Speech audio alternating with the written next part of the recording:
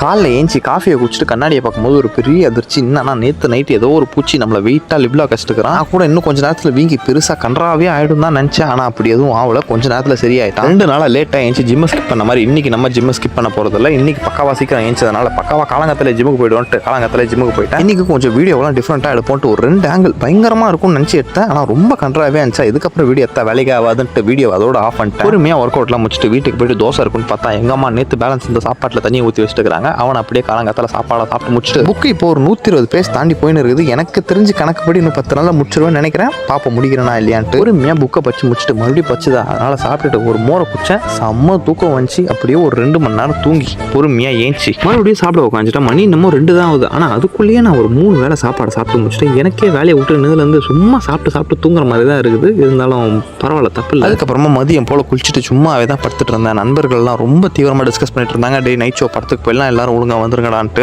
நான் வந்துட்டு நைட் ஷோலாம் போயிட்டா நம்மளுக்கு காலைல ஜிம் டிஸ்டர்ப் ஆகும், நான் வரலன்னு. நான் கூட எவனாவது இல்லைடா பரவாயில்லடா வாடான்னு கேட்பானுங்கன்னு நினச்சேன். இல்லை பரவாயில்ல வரேன் போடா அப்படின்ட்டானுங்க. அதுக்கப்புறமா அவனுக்கு காலெல்லாம் ஊந்தி எப்படியோ டிக்கெட் புக் பண்ண வச்சுட்டேன். நான் மட்டும் படத்துக்கு போகாமல் தூங்கி இருந்தேன்னு வச்சுக்கோங்களேன், கண்டிப்பாக ரிக்ரெட் தான் பண்ணியிருப்பேன். ஐயோ போயிருந்துருக்கலாமேன்ட்டு. அப்படியாப்பட்ட படம் தான் இது. செம்ம ஃபன்னாக இருந்துச்சு படம் ஃபுல்லாகவே. ஆனால் வழக்கம் போல் தேவையில்லாமல் லாஸ்ட் ½ ஹவரில் மட்டும் சென்டிமெண்ட்டை போட்டு லைட்டாக போர் ஆகிட்டானே. இருந்தாலும் நல்லா தான் இருந்துச்சு படம். கண்டிப்பாக யாராவது பார்க்கணும்னு யோசிச்சுட்டு இருந்தீங்கன்னா யோசிக்காதீங்க, போய் பார்த்துருங்க. படம் முடிஞ்சோடனே நம்மள ஒரு 1:30 மணிக்கா வீட்டில் எடுத்துகிட்டு வந்து போட்டானுங்க. தூங்கலாம் தான் பார்த்தேன். ஆனால் கொஞ்சம் பசிக்க ஆரம்பிச்சிச்சா. முட்டை வேறு இருந்துச்சா ஃப்ரிட்ஜில். அப்படியே ஒரு 2 முட்டை தோசை கார சட்னி வச்சு சாப்பிட்டுட்டு ஒரு 1:45 அது மாதிரி படுத்துட்டேன். நண்பர்களே, நாளைக்கு பார்க்கலாம்.